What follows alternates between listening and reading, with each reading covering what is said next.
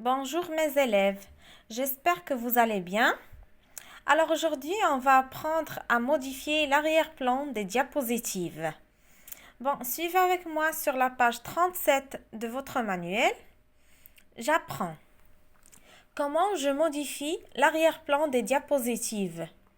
Premièrement, clique avec le bouton droit de la souris sur la diapositive. Je clique avec le bouton droit de la souris. Deuxièmement, choisis mise en forme de l'arrière-plan. Je clique sur mise en forme de l'arrière-plan. Troisièmement, choisis un type de remplissage. Bon, on a trois types de remplissage. On a une seule couleur. Je clique sur remplissage.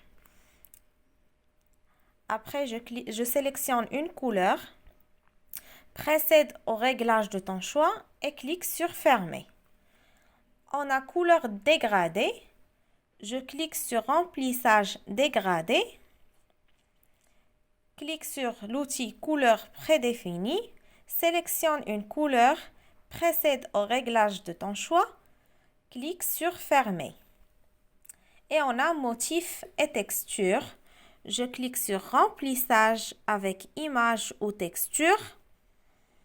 Clique sur l'outil texture, sélectionne une texture, procède au réglage de ton choix, clique sur fichier pour insérer une image comme arrière-plan.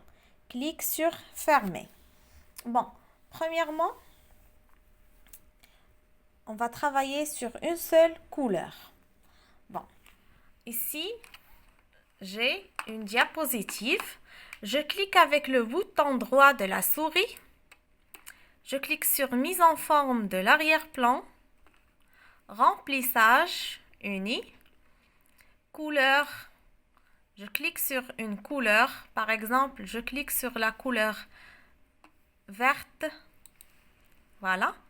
Bon, pour appliquer l'arrière-plan à toutes les diapositives, je clique sur appliquer partout, comme ça. C'est clair? Alors ici, c'est pour une seule couleur.